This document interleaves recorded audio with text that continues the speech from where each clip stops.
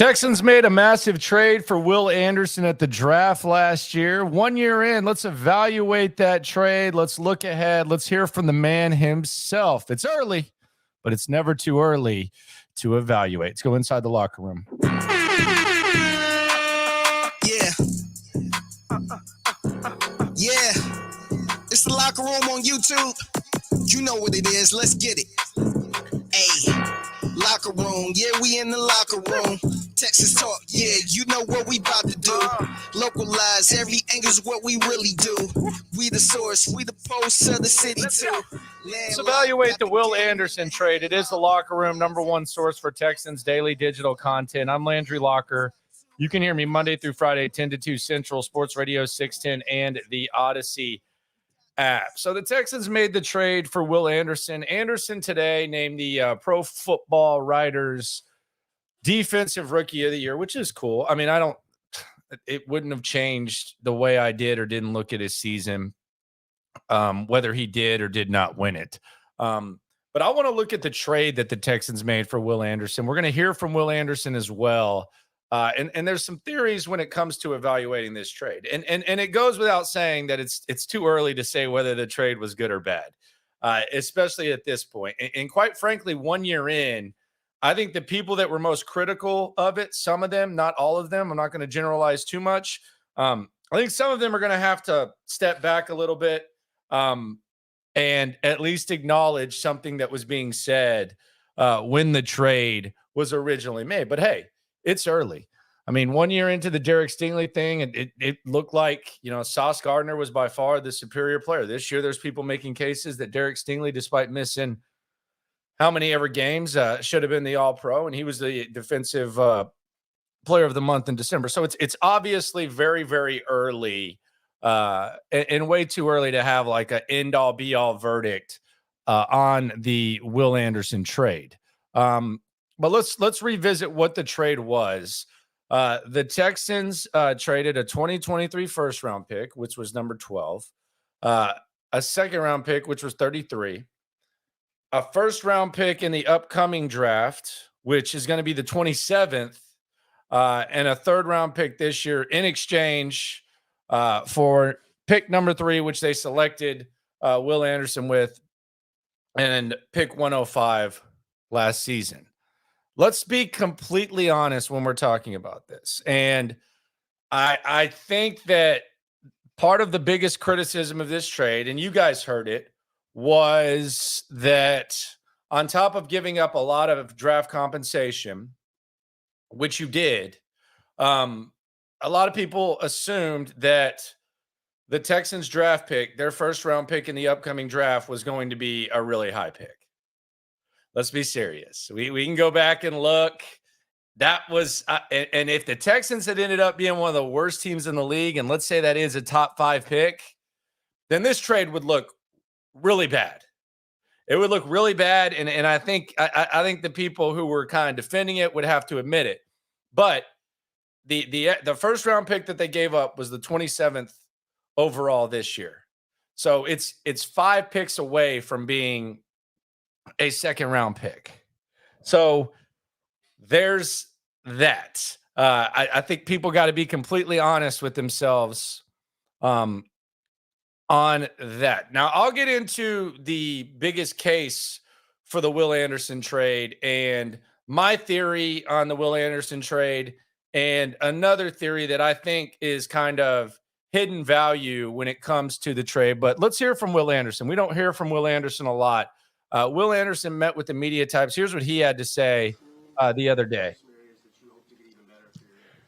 Yeah, I'll start with the team first, man. Bro, special group, special group, man. It was very emotional. And it's so different from college, man, because all I keep hearing is this group not going to be the same. It's going to be a different team next year. And it's just like you form these bonds with these guys and the togetherness of the team, and you get to know why people play football, what's their reason, like how they operate, everything like that. And then just off the field, building those bonds, it's just hard.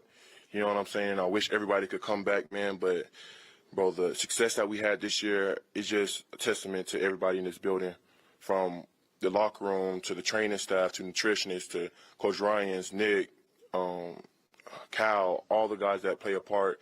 And this last season that we just had, man, so it's just a special team, man. And then for me, man, it's never being satisfied. Always room for improvement. But, I am proud of some of the things I did, the growth, the maturity, learning different ways to play the game of ball, learning from great vets like Rank, Jerry Hughes, JG, all those guys in the room, Coach Jock, Coach Rod. Just got to give a big shout out to the whole D-line always, the whole room, the coaches, like, we transformed that whole room together, the work ethic, the mindset, the mentality, like everybody just coming together and just want to do something special and make history. So it's just always room for improvement, always room to get better. And I think just one thing for me is just, just keep working on pass rush, keep getting better in run game, all those type of things, getting better. So it's exciting. Will, how encouraged are you by for the future of this team after what you guys were able to do this year? I'm very encouraged, and it's crazy because me and Christian was just talking. He was God, like, he's "Oh, excited. I don't understand. I don't think people understand how much better we're going to be next year. It's so easy to come into this place and really just connect with the guys in here, and be able to come in a culture that's been built here, and how to operate throughout that culture. And it's just all mindset and mentality, and then just the players that we have to go out there and execute and have fun doing it. I think that's the biggest thing. Is just everybody's loving what they're getting a chance to do. Everybody coming together and just keep trying to make history and keep getting this place better. You talk about a lot about your teammates, but can you just talk about what that bond that you and Jonathan Bernard developed over this year? I mean, you're going to be Yeah. What does that mean to you to have a person like that? Man, it's been unbelievable. Like, JG's a great guy, man. Like, going to his house for Thanksgiving, go out to eat all the time, up here laughing, joking around, and it's for me one of the things that, like, I got to be myself. Like, I just got to be childish little Will in the room, be the young Rook, have fun, make outbursts sometimes just to, like, lighten the room up and everything like that. And, man, JG's been a great vet for me, man. Like, he's been such a help this year, and just watching him grow and watching him receive all the blessings that he's been, that he deserves, everything like that he's been through. His testimony has been strong, bro. He's been so uplifted, positive about everything. And just to see the type of season he's had, like I told him all the time, I said, bro, like, forget the first round pick, everything. Like, bro, I feed off you, dog. Like, bro, you're inspiring for me, bro. Like, I see the juice that you bring every day, the type of competitor you are, how bad you really want to be great, bro. And we all feed off of that. He just brings the type of energy and the type of juice to the room that's unmatched. This might be a type of conversation you'll have more in the offseason, but throughout the year, like coming into the year, there weren't a lot of expectations for the Texans. Free agents didn't know what they were getting from CJ or D'Amico. The guys in the league come up to you and say, man, like, you guys shouldn't be doing something serious over there. Have people taken notice, the other players? Most definitely, like, Jadeveon Clowney came up to me last game. Myles Garrett came up to me last game. Josh Allen came up to me last game. And it's just like, bro, like, y'all building something special over there, bro. Like, just keep going, keep being a leader, keep changing the culture over there. Like, y'all guys, like, the young guys over there are special, everything like that. So just to see that, people are starting to recognize it, man. But it really just a testimony to the guys that we have in the locker room. You know what I'm saying? Like, how we can buy in and know, like, what type of culture needs to be in order to be successful. Along those lines, sorry, talking to Ray Lewis before the last game. Had you met him before? What was that conversation like? Had you met Ray? Yeah, I met him before. It was NFL rookie premiere. It was like who your favorite player is, and Ray Lewis was my favorite player growing up because I played inside linebacker when I was in Little League, and we've just formed that bond. You know what I'm saying? And for him to come up to me before the game or whatever like that, and he told me he loved me and good luck with everything, and if I ever need anything, reach out to him. And, he's been great. You know what I'm saying? And to share moments like that with I call him the GOAT of linebackers, man. He's a special player, but when you just recognize, like, people like that in your corner, it just makes you want to keep going. Well, as far as understanding offenses and play calls, game 1 to this point, where was the biggest stride you made as far as just understanding stuff? Yeah, that was like one of the biggest like increases in my game as the season kept going on. And it's kind of different in college because the way like our scheme was, so like things were a little different. So like when I got here, it's like it was a little slower process. And then like as the season go on, and I'm saying like when you have vets like Rank, I just love talking about these guys because I don't think people understand how special they are. But we got guys like Rank and JG and Jerry who knows the system and knows how offenses work. They point out so many things. I'm like, bro, I didn't even notice that. Like, the back over there, the back's finna do that, and it's so crazy. Like, this tackle showing you this. And I would say, like, that's how my game was taken to the next level, like, the second half of the season, just by recognizing those little things. As a follow-up, what was the biggest thing from college to that point? What was the biggest adjustment or acclimation for you from college to pro? Yeah, I would just say the scheme, as far as noticing things, were a little different in how they were using me. So it wasn't quite the same where I had to look at now than what I had to look at in college. Hey, well, when you first got here, when you came for your pre-draft visit, you said one of the main reasons why you wanted to come here was Coach D'Amico Ryan. Yeah. Now This is on D'Amico Ryan's. under him. Yeah. What has it been like working with him, and how has he kind of like exceeded the expectations that you had? Bro, overly exceeded them. Overly. And I don't usually rank all the head coaches I've ever had. But, man, he show up there, I tell you, bro. Like, he might be number one, bro. Over Coach Saban, dog. Like, bro, like, bro, but, like, but, nah, man, he's just a great dude. He's a really great dude. And I tell people all the time, he say, how Coach Ryan's? I said, bro, honestly, bro, like, Over I view him as Saban. a coach, but Hot take I also view him as central. a player. Damn. Like, I view him still as, like, Woo. he's just a captain on the team sometimes, because that's the way he approaches crazy. us. Like, he approaches us like he still is playing the game. And I think that's why it's so easy for all of us to, like, comprehend and understand, like, how he operates and what he wants to get done, because he commands that type of, excellence and expectation and standard through everybody throughout the whole organization. And, I mean, when you have a head – and he's like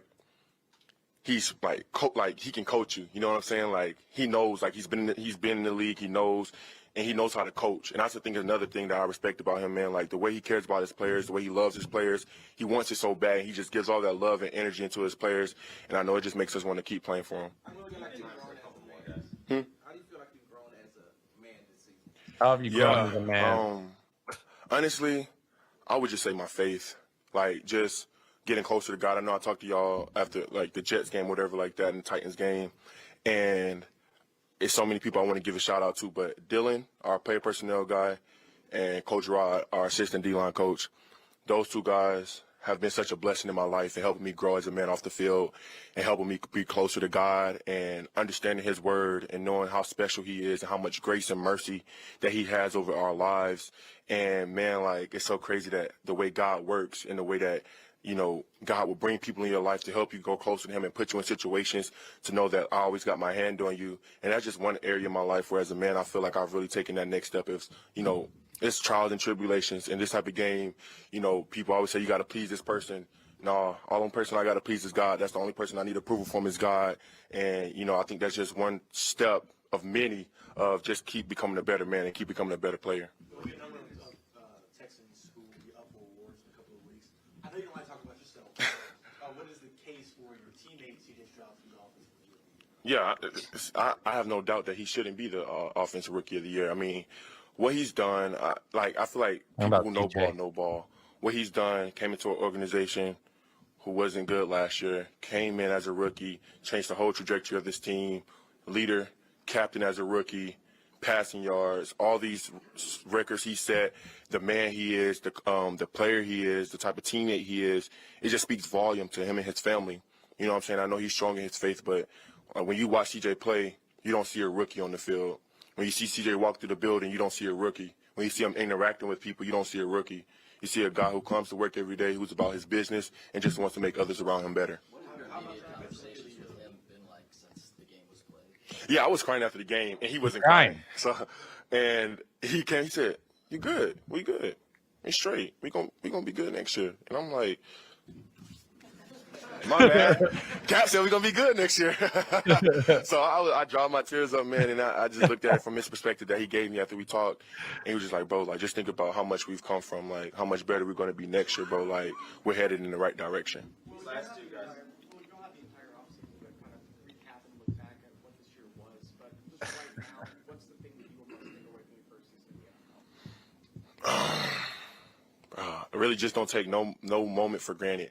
No person, no play, no day, anything for granted. Like, every day, make sure you're getting something out of every day. Like, it can be taken away from you as fast as it was given to you. You know what I'm saying? So I think that's just one thing. And then just watching other players and everything like that, like how fast this game can be taken away from you. So just take it for granted. Take advantage of every opportunity you have, every conversation you have. Just walking by somebody, speak. You know what I'm saying? Like, I think that's one of the biggest things is just how are you treating others around you. So those are the type of things that I've taken from this year. J.J. Watt and Mario Williams are the greatest pass rushers in team history.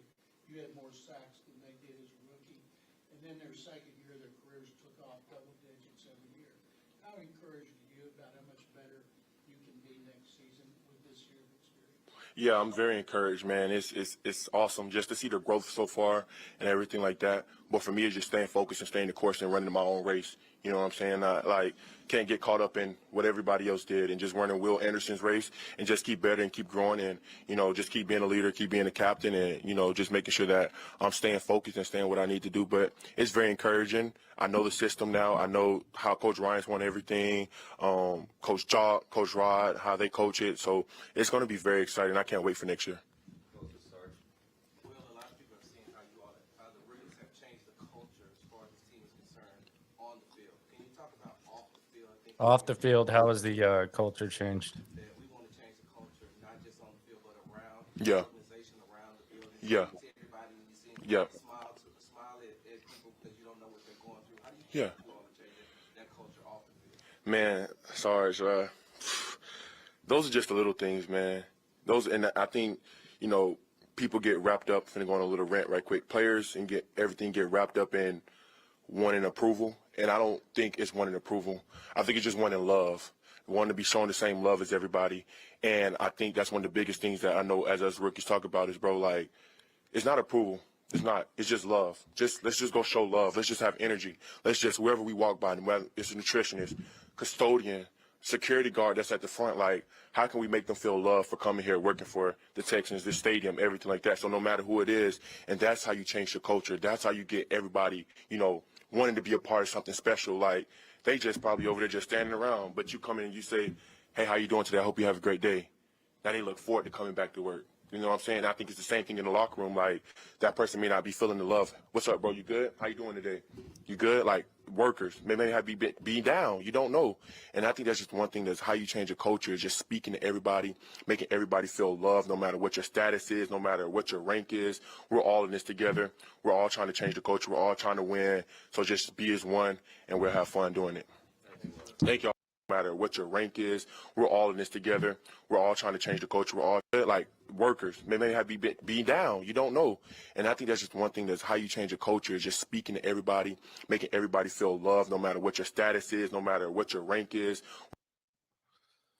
That's Will Anderson, man. I got to tell you, the craziest thing about the Texans core and the players, and it is the locker room #1 source for Texans digital content, talking about the 1-year report of the Will Anderson trade. One conclusion we've come to before we heard from Will is that the people who are most critical of this trade thought that the Texans draft pick was going to be worse. Now, does that mean that they still didn't give up a lot? No, but it was being treated as if they gave up a top 5 pick. It's 27. But the thing about this core, and this was something my dad used to say to me whenever I would watch college football, because full disclosure, my dad and I was born in Austin. When my parents got divorced, it was road trips to UT games. So no matter what my path was, I was a onesie Longhorn fan. As soon as I was born, I was put in a onesie, and that's the squad that I root for. Not trying to be like polarized or anything, but that's what it was, and that was always the bond. And that's really the only thing that my mom, dad, me, like.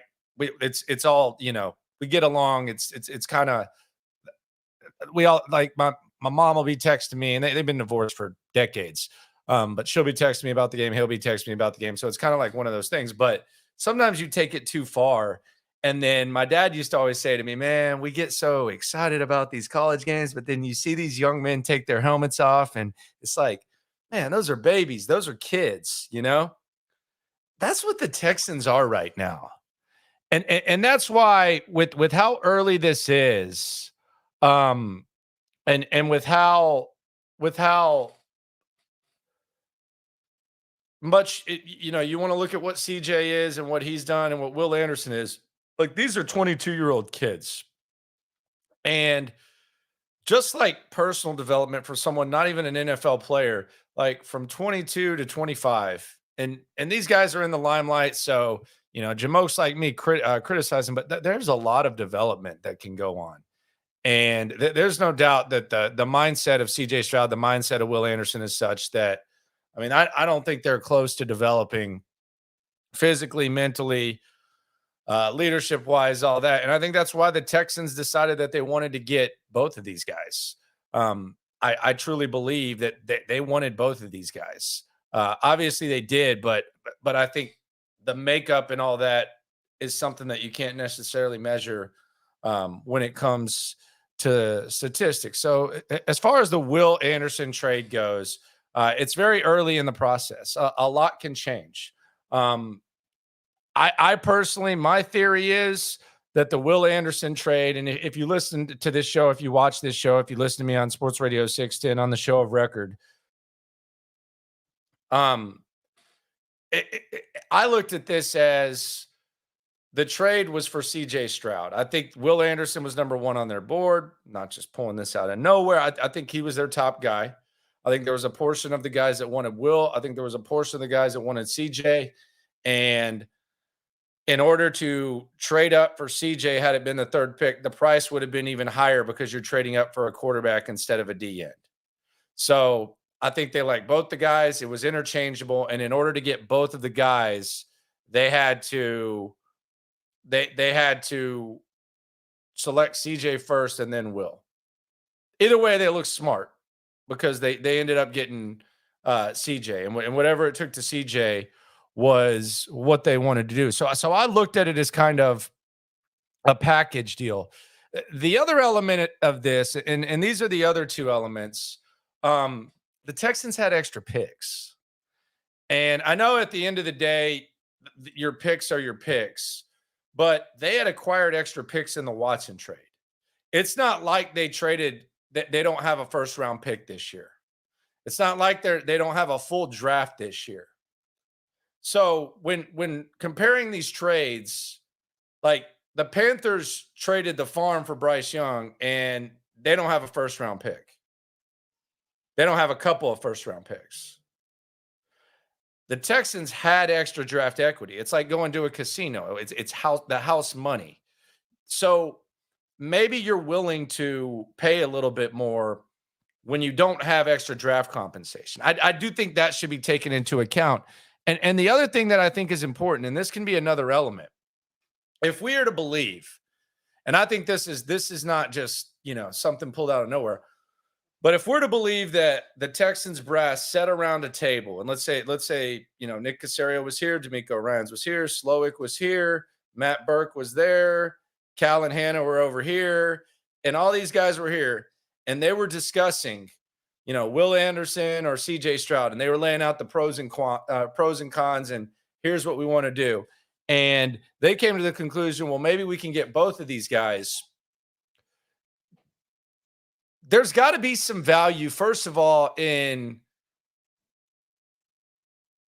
if it's D'Amico, giving D'Amico what he wants, and if it's Caserio, giving Caserio what he wants, and being able to get both of those guys in order to develop not just a culture in the locker room, but a culture in the front office where obviously D'Amico's coming here. He's not a normal coach. And obviously Caserio has been through the mud. I think getting off to a start where you have a big compromise like that and you make a big move like that, I thought it was good for the vibes in the city. I think it paid off on the field. We saw that. And I think it's a good way to kind of come together and get things started and have a trust thing. Instead of having a situation where D'Amico gets his way or Caserio gets his way, and I don't want to say you get off on the wrong foot, but let's say that one of them wanted Will Anderson and they end up taking Will Anderson and CJ goes and does his thing. Sometimes you just can't get back from that. Or let's say it's the other way around. Let's say they take the other way and that guy goes on, or it's someone that they would like to have. I think there is some value in those two guys agreeing with however they decided to do that. Now, on the other side of things, there is the Lions theory, and this is the text that I usually get. It's you traded your first round pick 12 and you traded the second round pick 33, and the Lions with similar draft comp were able to get Jahmyr Gibbs and Sam Laporta, both of which who would look good in Texans uniforms. And you have all these needs and you traded all these picks and you ended up with Will Anderson. So there is that theory. I would push that theory back and say we can stick with the Lions. And by the way, I'm going to have a video on the Lions tomorrow that I think is going to be interesting.